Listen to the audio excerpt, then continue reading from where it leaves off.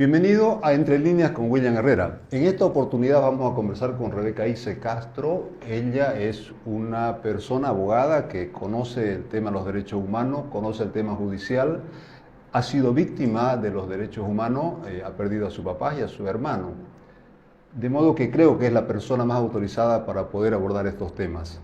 Rebeca, ¿cómo evaluarías los derechos humanos en estos últimos tiempos? ¿O cuál es el estado mejor de los derechos humanos en estos últimos tiempos? Bolivia, lamentablemente, desde el 2015, que ya no tiene una representación legal legítima de los derechos humanos. ¿Estamos hablando del comisionado de las Naciones Unidas? No, los derechos humanos en sí, porque el gobierno obliga a que cada asociación o ONG tenga que hacer en su estructura legal, hacerla de acuerdo a lo que el gobierno les dictamina. Y en esa estructura legal, que es un decreto de Evo Morales, el gobierno también tiene facultades de vetarle la personería jurídica, o sea, directamente se inmiscuye en el tema de derechos humanos, no para ampliarlo, para defenderlo, sino para restringirlo. A raíz de eso se fue el alto comisionado y aparecieron los derechos humanos, los que legalmente funcionaban, más terceros derechos humanos, que se han ido aprovechando de la gente, porque derechos humanos es una vocación de servicio, no es un negocio. A ver, para que nos entendamos, Rebeca, porque hay una confusión en todo esto. ¿Qué hace el alto comisionado y desde cuándo no está en Bolivia? Eso es importante. El alto comisionado, pues, es el que relata a las organizaciones de afuera la situación del Estado boliviano. Entonces, es un relator, ese es el alto comisionado. Se fue el alto comisionado, la única que puede informar de los derechos humanos en América del Sur es la Bachelet, legalmente. ¿Ante las Naciones Unidas? Sí, ante las Naciones Unidas. ¿Y por qué se fue el alto comisionado? Porque ya el gobierno no le ofrecía garantía. En el 2012, según las leyes de personalidad jurídica de la gobernación, cada asociación o agrupación tenía que hacer su estructura legal acorde a la ley de cada gobernación, y en esa estructura tenía que supeditarse pues al Estado. Yeah. Igual el gobierno central en el Ministerio de Autonomías. Entonces el gobierno entraba directamente a controlar las instituciones. Al margen de eso, subsistió derechos humanos legal, que es donde estaba la señora, digo estaba porque estaba la señora Amparo, que es lo que está ahora aquí representando a la licenciada Marinés. De acuerdo a sus estatutos de ellos cada 2 años tienen que hacer un congreso y reelegirse. Estamos hablando de la Asamblea Permanente de Derechos Humanos en Bolivia. En Bolivia. Que tiene sucursal en todos los departamentos. Sí, tiene una filial en cada departamento. Ya. Ahora, a raíz del despelote que hizo el presidente al querer manejar las ONG y las asociaciones, aparecieron otros derechos humanos que se tramitaron personería en la gobernación. ¿De aquí de Santa Cruz? Aquí, por ejemplo, en Santa Cruz está el Víctor Hugo Velasco, que bueno, yo no puedo calificar su trabajo, quizás es bueno o malo, pero es un derecho humano que está acomodado a la reglamentación de Bolivia, pero no a las normas internacionales, o sea, no a los derechos humanos internacionales, que incluso para llegar a un tribunal internacional tiene que hacer una serie de pasos, una serie de escaleras para que pueda ser escuchado. Por ejemplo, Amnistía Internacional también se fue. Y apareció otra organización de derechos humanos que se dedicaba pues a lotear, a chantajear, a hacer show. Le plagiaron sellos a Marinés, me consta a mí. Y bueno, creo que ya no está. Y no sé cuántas más habría que mirar en la Gaceta pues de la Gobernación. Pero eso salió a consecuencia del decreto, porque el gobierno obligaba también a tramitar personería en La Paz, en el Ministerio de Autonomía. Ahora, al margen de eso, desde el 2010, nosotros tenemos una sentencia contra el Estado boliviano de más de 100 hojas desde el año 2010. Cuando hablas de nosotros, te hablas de tu familia. Del tema personal de nosotros, de la familia Ibsen. En esa sentencia hay 13 puntos. Uno de los puntos es difundir derechos humanos, enseñar derechos humanos. Ese es un mandato de la Corte Interamericana de Derechos Humanos. Es un mandato para el Estado boliviano, no es una opción. Ya. Pero el Estado boliviano el Estado pluri, o la República, entre comillas, o Bolivia, no ha dado cumplimiento. ¿Qué ha hecho? Hacer unos cursos solamente para los del Ministerio de Justicia, para su escuela de líderes, para cierto grupo de personas. Cuando en el mundo hay universidades que tienen la malla curricular de los derechos humanos, porque son de todos. Entonces no ha dado cumplimiento a eso.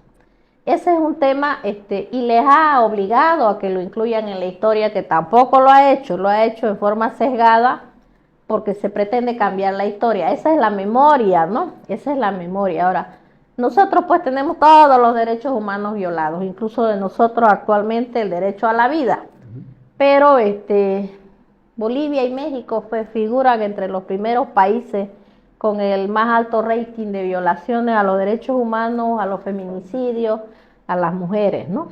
Ahora, constitucionalmente, miramos esta constitución comunitaria y nos obliga a ser ciudadanos de primera, de segunda, de tercera, de cuarta, de quinta.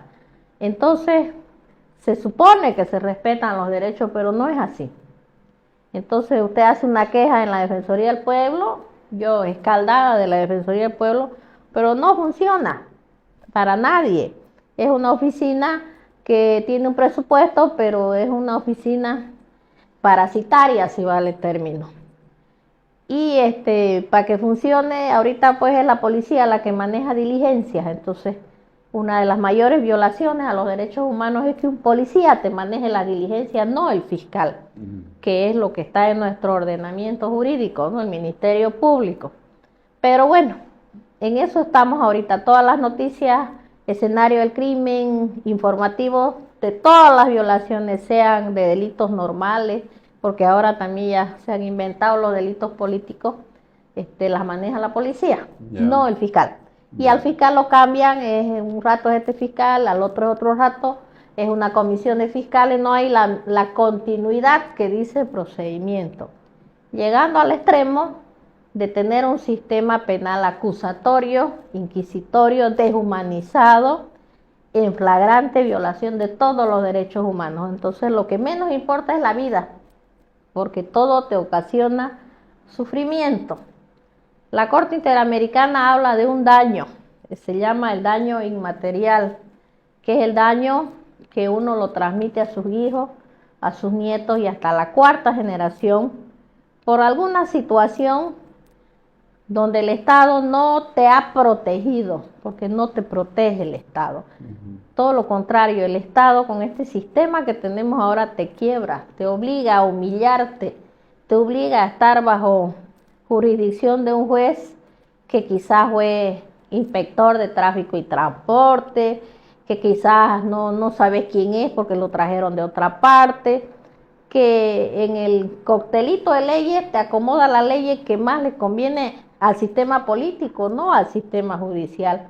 Entonces pretender justicia, pretender respeto, pretender llegar a la verdad material que dice la Constitución es difícil, es muy difícil. Dada tu experiencia, Rebeca, familiar que tienes, ¿cómo funciona el sistema interamericano? Porque bueno, la gente no conoce, digamos, ¿no? Ustedes han ido hasta la Corte Interamericana, han sacado una sentencia.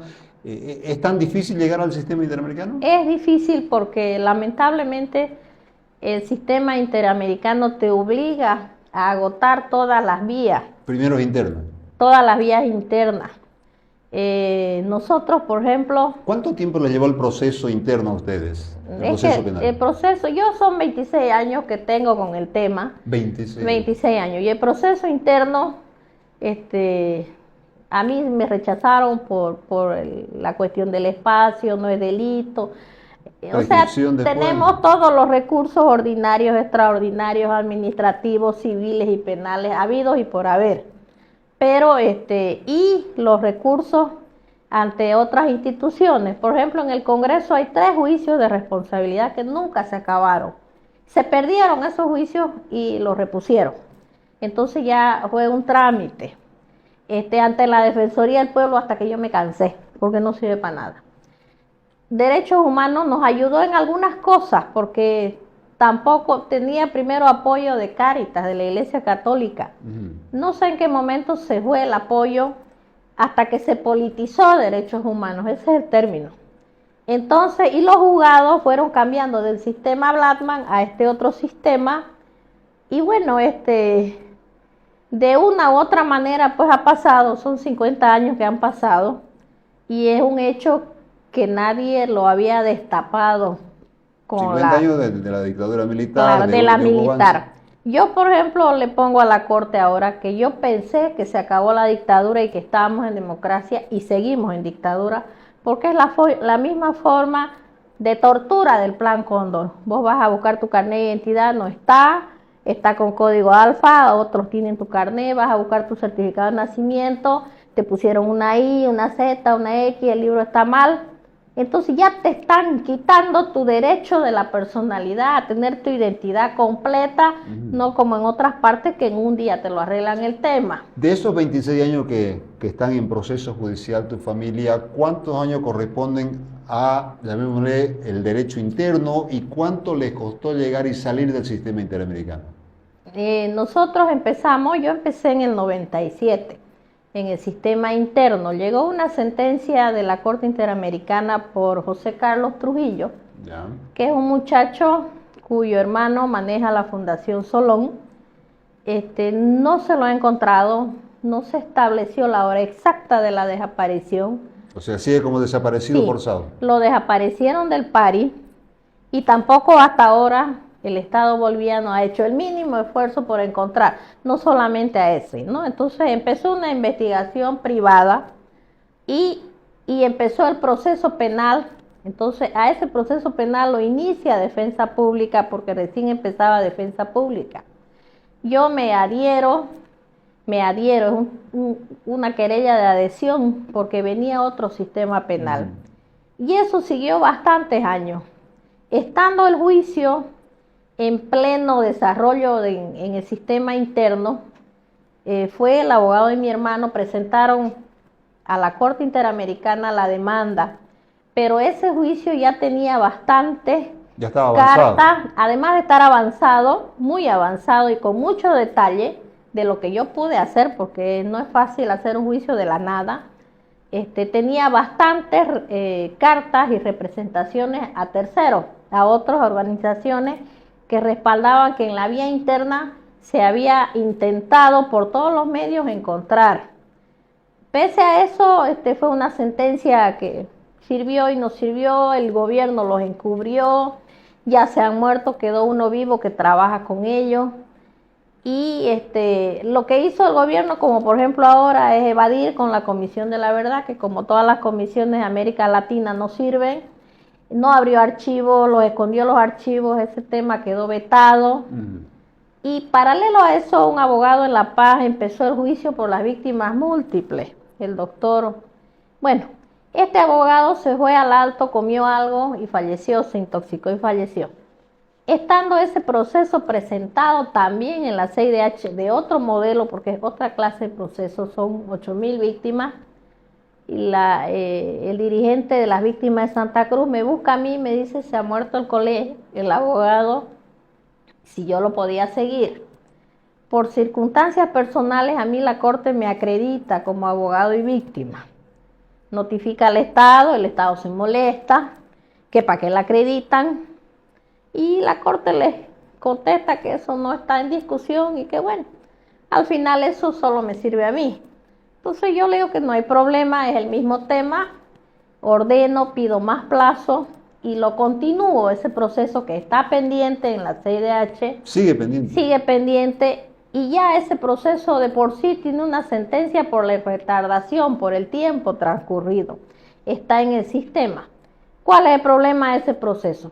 Cambió el secretario de la comisión en la pandemia, que es este señor, el abogado brasilero Sergio Abrao, que vino aquí a hacer los requerimientos contra la resistencia y un montón de cosas, pero que allá en la Corte pues tenía sus historias y lo retiraron, lo cesaron. Entonces entró una mexicana que dice que es vinculada al otro Arce que está en Estados Unidos. Entonces ahí están todavía tratando de esconder los procesos que hay por violaciones a los derechos humanos de Bolivia, porque no son los únicos de nosotros, son más de 70. y entre medio los juicios que hay por la cuestión económica, ¿no? Los contratos. Entonces, ese proceso quedó pendiente. Paralelo al proceso de la dictadura militar, que es del año 64 al 81, está pues el Plan Cóndor, que Bolivia no ha procesado el Plan Cóndor. Todos los países de América Latina han procesado el Plan Cóndor: Argentina, Brasil, Paraguay, Uruguay y Chile. Menos Bolivia. Menos Bolivia. Bolivia ha hecho el show y hay pues una monja ahí asesinada, una monja francesa y una monja italiana. Entonces eso está pendiente en un tribunal de Italia, y aquí ya murió pues García Meza y el otro, ¿no? Entonces el fondo de nuestras diligencias es el Plan Cóndor, porque es todo lo mismo. El caso de tu familia. Claro, el mismo sistema para América Latina, y para esa época era el Plan Cóndor, que ahorita sigue en Bolivia, porque son la misma forma de torturar a la gente. Ya. Esconderle documentos, inventarle delitos, y hacerle esto, incluso la tortura, porque, por ejemplo, esas detenciones de 6 meses, de 3 meses, de 2 meses, son anticipos de pena, pues son prejudiciales y prejuzgamientos, ¿no? Porque si hay inocencia, se acobarda a la gente, que nadie le va a hacer acción recriminatoria al Estado, que debieran hacerle, ¿no? Entonces, ese tema de historia está pendiente. Ya. Ahora, nosotros somos, por el lado de mi abuela, familiares de Marcelo Quiroga, por el lado de mi mamá, de Tuto Quiroga. Entonces, a nosotros no nos perdona el Estado boliviano la familiaridad con Marcelo, porque Marcelo tampoco está. Pero y Marcelo era del Partido Socialista, ¿no? Yo no voy a hablar de política, pero ese es el eslabón de la historia. En el juicio de responsabilidades, Marcelo reclama por mi hermano, por su sobrino, y toda esa documentación, son 7 cajones de información. En su momento se fue a la CIDH. Ya la CIDH es propietaria de la memoria de Bolivia. ¿Ah, sí? Sí, ya lo ha traducido hasta en chino, es un expediente modelo. Pero eso no se ha publicado. Está publicado en el internet, y ellos son dueños de todo, porque hasta de la información de libros que hay ahí. Y como Bolivia no aporta ni un peso a la CIDH, aportan otros países. Entonces ese es un trabajo donde hay forenses, donde hay psicólogos, donde hay psiquiatras, donde hay historiadores. Y todo un trabajo en equipo que hay que hacer, que no se lo ha hecho. Claro. Bolivia no ha hecho nada. Con su Comisión de la Verdad ha hecho 20 cajones de documentos solo para justificar, pero no lo ha mandado al Ministerio Público. Es más, ahora hay un decreto, porque no es una ley, un decreto para reparar a las víctimas de la dictadura, pero eso es para mejorar la situación jurídica del Estado boliviano frente a la CIDH. ¿Por qué? Porque dice que va a pagar a 1.400 y tantas víctimas. Son 8.000 víctimas. En total, de todo el Plan Cóndor. No pueden pagar pues a menos. Y le van a pagar 2.000 bolivianos a la más chica y 40.000 bolivianos a la más. Tampoco pues es así, ¿no? O sea, el Estado tiene la obligación de buscar sus mecanismos para reparar acorde a otros países del mundo. Por ejemplo, Chile tiene 2 leyes, Chile les ha reparado incluyendo cirugía plástica, seguro social y un montón de cosas. Entonces Bolivia no es la excepción. La gente que es de Columna Azul grita que ustedes para qué fueron, para qué se dejaron torturar. Nadie se dejó. O sea, yo he salido del tema político, el tema es humanitario. Y yo le he dicho, el holocausto le costó plata al mundo. Y era otro holocausto, porque aquí se equivocaban, a cualquiera se lo alzaban, no siempre izquierdista. Es o más, activista. Sí, es más, yo a mi hermano cuando le pongo que en una fecha como hoy lo ejecutaron, le pongo los falsos comunistas, los falsos socialistas, los falsos helenos, porque no hay. O sea, la ideología por la que supuestamente los agarraban tampoco es cierta, ¿no? Era el mismo. Pero tampoco es delito pensar diferente. Claro, es la búsqueda de poder. No, ahora pues es delito salir a la calle, ¿no? Pues nos quitaron nuestros derechos de la personalidad al transferir todo el paquete a la Corte Electoral. Después nos han quitado los derechos de propiedad, porque ahora también el AGETIC maneja derechos reales y los notarios. y ahora nos quieren quitar pues el derecho a salir a la protesta, ¿no? O salir a decir las cosas. Volvamos al principio, Rebeca, quizás acá mucha gente no la conoce, la señora Amparo Carvajal. ¿Quién es la señora Amparo Carvajal? Que está, por supuesto, en una vigilia en la puerta de la Asamblea Permanente de Derechos Humanos. La señora Amparo Carvajal o Amparito es una señora de ya 84 años. O sea, ella vino a Bolivia en la dictadura en el 71. Sí, ella es española, era monja, yo sé que era monja. Yo era chica, ¿no? O sea, yo cuando vino no sé su historia. Pero ella ha estado manejando derechos humanos por vocación. Que tiene su estructura, las asambleas de derechos humanos, sí. Pero la forma como la están agrediendo ahora con el sistema judicial, con un dirigente que le quiere prender fuego, obligándola a que haga vigilia, hace 6 o 7 días que esté en vigilia, en pleno frío de La Paz, que este frío es polar, es inhumano, ¿no? Es contrario a esa constitución que dice la Bolivia pacifista y bla, bla. Ahora, Ahora, ¿quién la saca y quién le hace la guerra a Amparo Carvajal? Porque los paralelos, porque el gobierno ha querido manejar todas las instituciones. El gobierno maneja derechos, maneja el Poder Judicial, maneja el Ministerio Público, maneja la Defensoría del Pueblo, maneja la AFI, quiere manejar derechos humanos, aunque derechos humanos está cojo, y todo lo que puede, o sea, todo el aparato se subsume en el Ejecutivo. Entonces no es por vocación. ¿Y en qué le afecta la Oficina de Derechos Humanos al gobierno? Como para que el gobierno tome una represalia de tal magnitud. Porque el gobierno quiere entrar a todas partes sin importarle la razón. Quiere tomar a la fuerza. Nada les cuesta hacer. Claro, ella debiera retirarse ya por la edad, por los abusos, por lo que la estropean. Pero ella es solita, no tiene familia. Pero tampoco es correcto la forma de tratar a una. Ella tiene sus méritos, que le han puesto también historias, que vino representando aquí más allá. Pero al margen de las historias, ella ha hecho un servicio.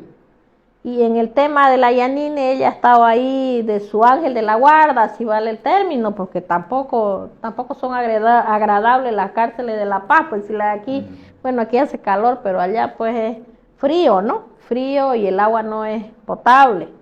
Entonces, la forma de humillación que le han hecho, ¿no? Defenestrarla, desconocer que ella tuvo sus buenos años de vocación de servicio. O sea, hay que reconocerle lo que tiene. Incluso ella ha defendido en su momento a los propios masistas. Así es, pero lastimosamente, pues, la peor enfermedad es, ¿no? La ingratitud. O sea, al César lo que es del César, porque ¿por qué no va la defensora del pueblo o el defensor del pueblo, mandan a alguien y a ver de a buenas qué pasa? Tenían que hacerle un recurso para obligar, para que venga la policía, para que la saquen, le echen gases, agua. O sea, ya lo vimos nosotros antes con los discapacitados, ¿no? Como allá arriba le echaban agua fría. Entonces, para mí es un crimen de lesa humanidad que a una persona de 84 años, que todavía está en uso de sus facultades mentales, la quieran defenestrar con la fuerza. Que no busquen a alguien que de forma amable negocien, pues, o vean cómo, pero no así. No es la forma. No es la forma de tratar a una persona de la tercera edad. En tu experiencia, Rebeca, ¿quién vulnera o quiénes vulneran más los derechos humanos? ¿Los gobiernos de derecha o los gobiernos de izquierda? Es que no tenemos un gobierno tampoco de izquierda. A ver, William, vos sos abogado, yo también. Pero los nuevos ricos, pues ahora no se compran un auto y no se construyen una casa, se construye un edificio. Ya, pero por lo menos se autodefinen como si fueran de izquierda. Y ser derechista ahora es casi como un delito. Es un delito, pero ese es el cuento. Es un cuento que se lo es como el cuento indigenista. ¿Cómo pues a los indígenas los van a manejar que marchen por 30 pesos? Bueno, ahora es por 200 pesos. Y no les dan nada. ¿A quién le dieron semillas? ¿A quién le dieron un espacio ahora? Cada cual tiene su espacio. Tampoco los van a sacar de su espacio, ¿no? O sea, el cuento de la ideología es un pretexto para quedarse en el poder. Y el fondo de ese poder es la impunidad. O sea, tanto robar, tanto violar los derechos humanos, tanto tenerle un desprecio a la vida, porque no le tiene respeto a la vida. ¿Qué le significa? Pues que el rato que se acabe tengan que procesar. Por último, les va a llegar el karma. Tampoco uno puede vivir haciendo daño. o mintiendo, porque ahorita pues cualquier cosa es mentira, hasta los documentos, ¿no? Y en eso andaban queriendo cambiar la historia hasta de Bolivia. Por eso es que yo me retrocedo hasta Marcelo Quiroga, porque con la Comisión de la Verdad que querían que se diga que Che Guevara vino hasta la plaza en el golpe de Estado. No, pues, bueno, yo tenía 9 años, no sé, pero ya eso es una fantasía, ¿no? Y a muchos no nos gusta el Che Guevara, así de sencillo. Entonces, hemos visto cuando ha fallecido el general Gary, igual le han negado los honores. O sea, las cosas personales hay que manejarlas aparte y las cosas institucionales se debieran mantener. Estamos como lo de la guerra del Chaco, ¿no? Que el Ecuador le va a hacer honores porque Bolivia se equivocó, ¿no? Entonces está mal, estamos mal. Ahora, bueno, en los lapsus políticos se ha mezclado la ambición, el poder con la cuestión política, porque ¿qué hace el gobernante? Administrar. No es voy a sentarme a charlar, administrar, y si no administra bien es traición para la patria, no hay civismo, ¿no? Se nos va yendo el tiempo, Rebeca. ¿Hace falta una reforma judicial? ¿Cómo ves la justicia? Sí.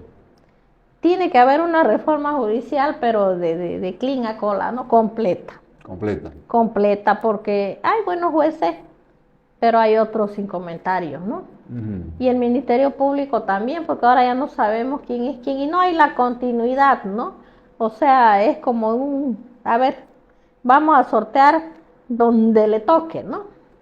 Tampoco pueden administrar justicia, pues, conforme la ley, los jueces, porque le aparecen las órdenes y Bueno, pero no hay independencia. No hay independencia y no hay autonomía, ¿no? Autonomía, y eso genera una degradación de la justicia y una indefensión en definitiva del ciudadano. Claro, quedamos mal todos porque lamentablemente uno busca pues lo justo, ¿no? Y la verdad. Entonces, si ahora hay sistemas, tampoco tiene por qué colgarse el sistema y retrasarse tanto. Por ejemplo, los muchachos que están en Palmasola de enero, al 7 de junio cumplieron 6 meses, mucho. Yo estuve en una audiencia virtual el viernes. Ya debería haber salido. La apelación restringida la difirieron de sala en sala casi 6 meses para declararla inadmisible, que pidan aparte la cesación, que no le van a dar más meses.